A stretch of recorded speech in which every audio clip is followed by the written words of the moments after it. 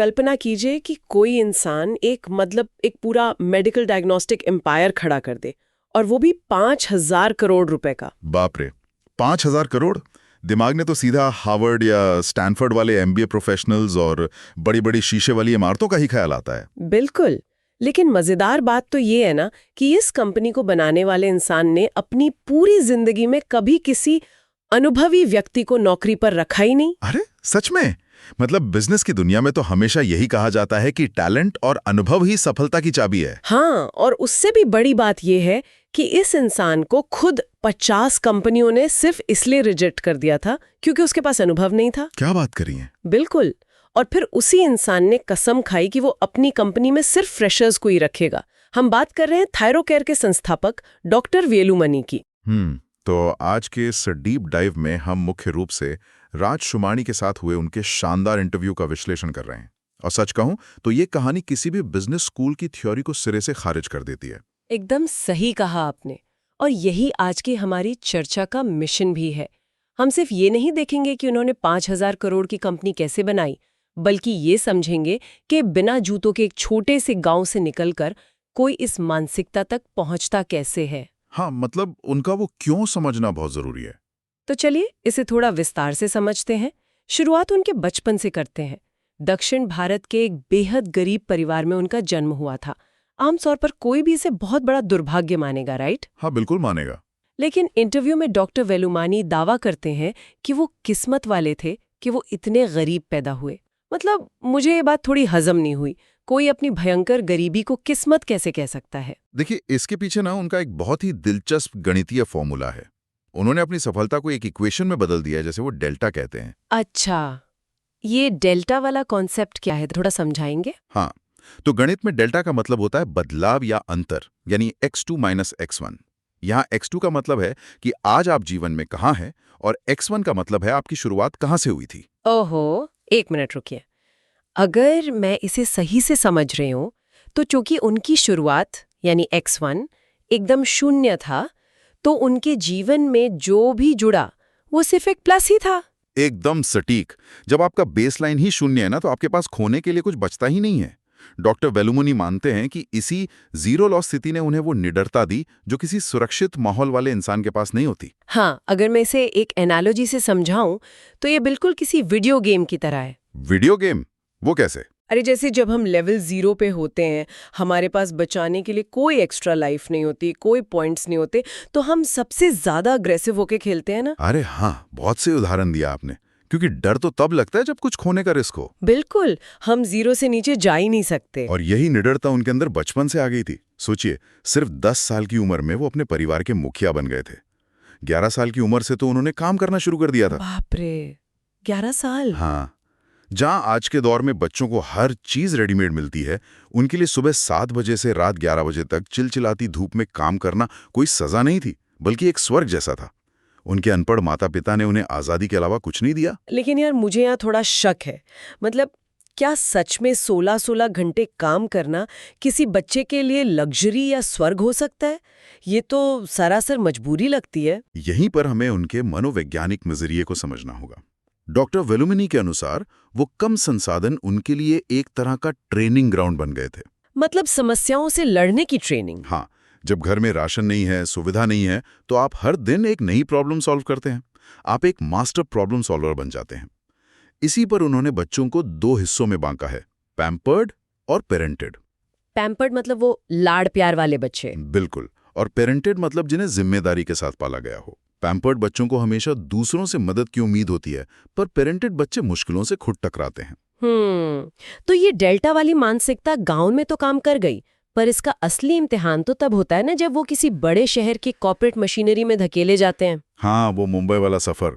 जी, college में उनके पास BCom की 150 रुपये फीस भरने के पैसे नहीं थे, पर गणित में उनके 200 में से 200 नंबर आए थे, तो एक प्रोफेसर ने अपनी जेब से पैसे देकर उन्हें साइंस में डाल दिया। वो प्रोफेसर भी क्या किस्मत से मिले होंगे उन्हें। सच में। और फिर बीएससी खत्म करके उन्होंने करीब 50 इंटरव्यू दिए, पर हर जगह उन्हें एक ही बात बोलकर बाहर कर दिया गया कि भाई तुम्हारे पास तो अनुभव ही नहीं है। ये तो वही क्लासिक दुष्चक्र है ना। हाँ। कंपनियों को अनुभवी लोग चाहिए, पर जब तक कोई नौकरी नहीं देगा तो फ्रेशर के पास अनुभव आएगा कहां से? एकदम सही बात।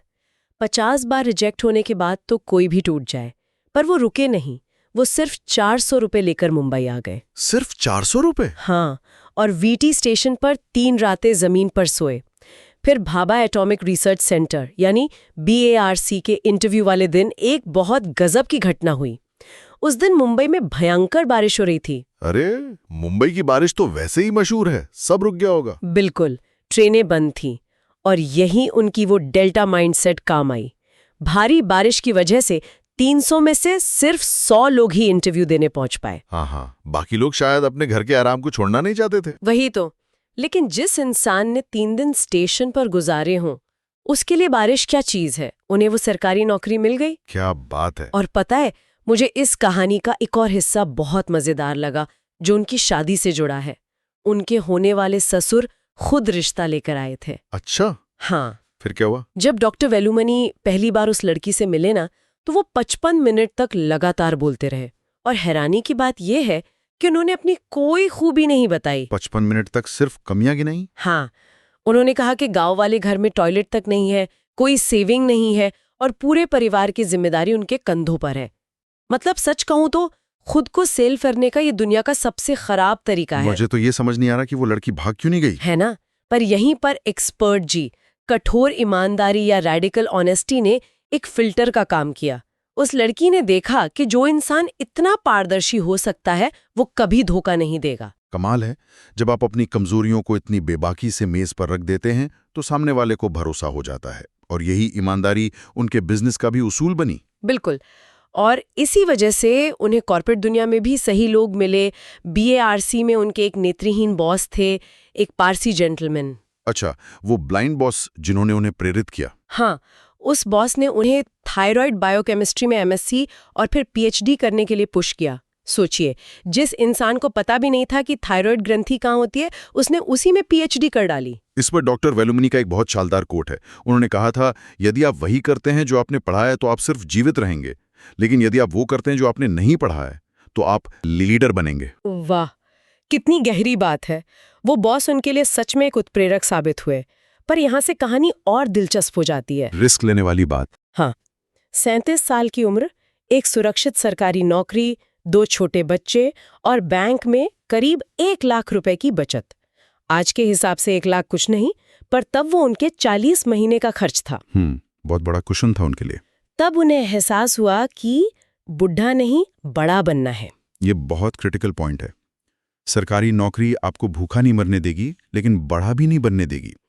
उन्होंने रिस्क लेने का फैसला किया और पता है, उन्होंने अपनी पत्नी से पूछे बिना ही इस्तीफा दे दिया। क्या बात कर रहे हैं? इतना बड़ा रिस्क और बिना परिवार को बताए? हाँ, उनका तर्क बड़ा सिंपल था। या तो आप डिस्कस कर सकते हैं या डिसाइड कर सकते हैं, दोनों एक साथ नहीं होते। अगर वो पूछते तो सब उन्हें सुरक्षा का वास्ता देकर रोक लेते। बात तो सही है, पर जब रात को 2 बजे घर आकर उन्होंने पत्नी को बताया तो उनका रिएक्शन क्या था? वो रिएक्शन ही तो सबसे कमाल था। अगले ही दिन उनकी पत्नी ने भी अपनी बैंक की सुरक्षित नौकरी छोड़ दी। डॉक्टर वेलुमनी इसे रोमांस विथ रिस्क कहते हैं। उड़कर उन्होंने किया क्या? यही उनकी थायराइड वाली PhD काम आई। उन्होंने देखा कि भारत में थायराइड टेस्ट करने वाली लैब्स सारा रिएजेंट यूरोप से आयात करती थी। श्रोताओं के लिए बता दूं, रिएजेंट वो केमिकल होता है जिससे खून का सैंपल टेस्ट किया जाता है। बिल्कुल सही। तो जो इंपोर्टेड रिएजेंट 150 रुपए का पड़ता था, डॉक्टर वेलुमनी ने अपनी साइंस की समझ से उसे भारत में खुद बनाना शुरू किया और लागत आई सिर्फ 30 रुपए। बाप रे, सीधे 150 से 30 रुपए? पर मुझे एक सवाल पूछना है, अगर ये इतना ही आसान था तो मार्केट की बाकी बड़ी लैब्स ऐसा क्यों नहीं कर रही थी? क्योंकि बाकी लैब सिर्फ बिजनेस चला रही थी यार। वो सुरक्षित खेल रही थी और रेडीमेड किट्स पर निर्भर थी। पर वेलुमनी एक वैज्ञानिक थे, वो बेसिक समझते थे। समझ गए। और इसी कॉस्ट कटिंग के साथ उन्होंने एक और बड़ी चाल चली, डिजीज बनाम डिसऑर्डर। अरे हाँ, ये वाला हिस्सा मुझे पर्सनली बहुत पसंद आया। उन्होंने मलेरिया या डेंगू जैसी बीमारियों पर फोकस नहीं किया, बल्कि थायराइड और डायबिटीज जैसे विकारों को चुना। बिल्कुल। अगर इसे हम आज के बिजनेस की भाषा में समझे ना, तो मलेरिया का टेस्ट एक फिल्म की टिकट की तरह है। गए, बीमारी ठीक हुई, बात खत्म। यस। लेकिन थायराइड, हाँ, ये तो नेटफ्लिक्स के लाइफ टाइम सब्सक्रिप्शन की तरह है। हाँ, एकदम परफेक्ट एनालॉजी। एक बार डिसऑर्डर हो गया तो कस्टमर जिंदगी भर के लिए जुड़ जाता है। और यहीं से शुरू हुआ वॉल्यूम का खेल। वॉल्यूम का खेल मतलब ज्यादा से ज्यादा टेस्ट करना? हाँ, भारत में मैकडॉनल्ड्स के आने से काफी पहले उन्होंने फ्रेंचाइजी मॉडल का इस्तेमाल किया। पार्टनर्स को 60% का तगड़ा मार्जिन दिया और जहां बाकी लैब शाम 6 बजे मशीनें बंद कर देती थीं। इन्होंने मशीनें 24 घंटे चलाई। बिल्कुल क्योंकि मशीनें तो थकती नहीं है ना। बिल्कुल। लेकिन एक बात बताइए, अगर वो टेस्ट की कीमत इतनी गिरा देंगे तो क्या उनका खुद का मार्जिन खत्म नहीं हो जाएगा? यही तो उनका मास्टर स्ट्रोक था। कीमत इतनी कम कर दी कि कॉम्पिटिटर्स ही उनके ग्राहक बन गए। मतलब? अगर किसी और लैब के पास सैंपल आता था तो वो खुद टेस्ट करने के बजाय थायरोकेयर को भेज देते थे। सही पकड़ा। क्योंकि उन्हें वो ज्यादा सस्ता पड़ता था। कॉम्पिटिटर्स ही उनके मार्केटर बन गए। मार्केटिंग पर तो 1 रुपए खर्च नहीं करना पड़ा। ये तो सच में जीनियस है यार। पर अब हमें उस मुद्दे पे आना होगा जो मुझे सबसे ज्यादा विवादित लगता है, उनका HR मॉडल। वो 25,000 फ्रेशर्स वाली बात। हाँ, 25 सालों में 25,000 फ्रेशर्स को नौकरी दी। किसी भी अनुभवी इंसान को नहीं रखा। मुझे ये हजम नहीं हो रहा। क्यों? अरे, मेडिकल डायग्नोस्टिक्स कोई मजाक थोड़ी है। खून की रिपोर्ट में अगर कोई बिना अनुभव वाला लड़का गलती कर दे तो किसी की जान जा सकती है ना। ये रिस्क कैसे मैनेज किया उन्होंने? सवाल तो बहुत लाजमी है, पर उन्होंने इसे असेंबली लाइन अप्रोच से सुलझाया। जैसे फैक्ट्री में एक वर्कर पूरी कार नहीं बनाता, सिर्फ पहिया लगाता है और उसमें वो मास्टर होता है। अच्छा, तो मतलब एक फ्रेशर को पूरी साइंस समझने की जरूरत नहीं थी, उसे सिर्फ अपना एक छोटा सा काम बिना गलती के करना था। एकदम सही। उनका सिद्धांत था कि अगर आप फ्रेशर को 100 दिन खुद प्रशिक्षित करते हैं तो वो आपके प्रतियोगी के 1000 दिन पुराने कर्मचारी से बेहतर काम करेगा। क्योंकि बाहर वाले अपनी पुरानी आदतें लाते हैं और ज्यादा पैसे मांगते हैं। हाँ, डॉक्टर वेलुमनी ने अंडरपेड एसेट्स और ओवरपेड लायबिलिटीज के अंतर को बहुत गहराई से समझा था। और उनकी जो ये फ्रेशर्स की फौज चुनने की प्रक्रिया थी, वो भी तो गजब थी। हाँ, फिल्टर बहुत सख्त था। 25,000 में से सिर्फ 2,500 लोग टिक पाए। पहले महीने वो सिर्फ स्टैमिना देखते थे। जो लेट आया वो तुरंत बाहर। बिल्कुल। अगर काम पर समय से आ ही नहीं सकते तो बुद्धि का क्या अचार डालोगे। फिर अगले कुछ महीनों में अनुशासन देखते थे और 1 साल पूरा होने के बाद कहीं जाकर उसकी बुद्धिमत्ता आकी जाती थी। इस अप्रोच से तो कॉस्ट बहुत कम हो गई होगी। जहां बाजार में एम्प्लॉय कॉस्ट 25% होती थी, थायरोकेयर की सिर्फ 10% रह गई। हाँ, और प्रमोशन सब अंदर से ही होते थे, तो कर्मचारियों की वफादारी भी गजब की थी। ये तो एक परफेक्ट मॉडल बन गया था। लेकिन हर महान कहानी की तरह सफलता के इस चरम पर एक बहुत बड़ा व्यक्तिगत दुख भी था। हाँ, वो 2016 वाला समय। जी, थायरोकेयर का IPO आने वाला था। सब तरफ जश्न का माहौल था, लेकिन उस IPO से ठीक 50 दिन पहले उनकी पत्नी का पैंक्रियाटिक कैंसर से निधन हो गया। बहुत ही दुखद घटना थी वो। वही पत्नी जिन्होंने रात के 2 बजे उनके साथ नौकरी छोड़ दी थी, जो असली बैकबोन थी। डॉक्टर वेलुमनी खुद कहते हैं कि ये ऐसा था जैसे आप एवरेस्ट की चोटी से सिर्फ 50 मीटर दूर हो और आपका साथी आपका हाथ छोड़ दे। इस क्षति ने उनके जीवन के क्यों को ही खत्म कर दिया था। बिल्कुल। उन्होंने खुद से पूछा अब किसके लिए बनाना है, और उसी समय कंपनी बेचने का मन बना लिया। लेकिन यहां भी देखिए, दुख में होने के बावजूद उन्होंने हड़बड़ी नहीं की। इसे हम रणनीतिक धैर्य या स्ट्रेटेजिक पेशेंस कहते हैं। हाँ, उन्होंने सही समय का इंतजार किया और फिर कोविड का समय आया। टेस्टिंग की मांग तो आसमान छूने लगी थी तब। बिल्कुल। उनका टर्नओवर जो 1 करोड़ रुपए प्रतिदिन था, वो बढ़कर 2 करोड़ रुपए प्रतिदिन हो गया। और उस पीक समय में उन्होंने $1 बिलियन के वैल्यूएशन पर कंपनी बेची। 5,000 करोड़ का चेक मिला उन्हें।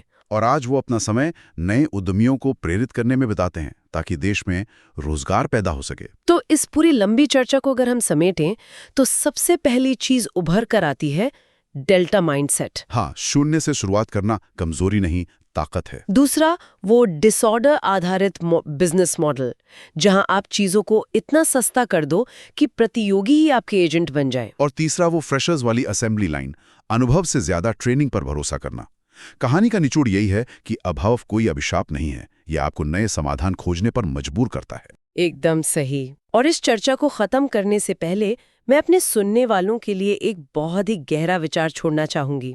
इंटरव्यू में डॉक्टर वेलुमनी ने एक बेहद बेबाक लाइन कही थी, आइडियाज स्पर्म की तरह होते हैं, लाखों में से कोई एक ही काम करता है। हाँ, बहुत ही प्रैक्टिकल बात है। और जो बात मुझे सबसे ज्यादा चुभी वो ये थी कि पैम्पर्ड लोग कभी अच्छा व्यवसाय नहीं बना सकते, सिर्फ पेरेंटेड लोग ही बना सकते हैं। ये बात सोचने पर मजबूर कर देती है ना? अब जरा खुद के आसपास देखिए। आज जहां हर सुविधा एक क्लिक दूर है, क्या हम अंदर ही अंदर इतने पैम्पर्ड तो नहीं हो गए हैं कि कोई बड़ा जोखिम लेने से ही डरने लगे हैं? बहुत ही वैलिड सवाल है। याद कीजिए, डॉक्टर वोलुमन्नी की सबसे बड़ी ताकत उनका X1 था, जो शून्य था। अगर आज हमारा शुरुआती स्तर ही बहुत आरामदायक है, तो क्या हम कभी अपना डेल्टा हासिल कर पाएंगे? शायद नहीं। शायद बिजनेस की दुनिया में शीशे की इमारतें आकर्षक लगती हों, लेकिन आज भी असली सफलता उन कच्चे रास्तों से होकर गुजरती है जहां शुरुआत में आपको बिना जूतों के चलना पड़ता है। तो इसी विचार के साथ आज का हमारा ये डीप डाइव यहीं खत्म होता है।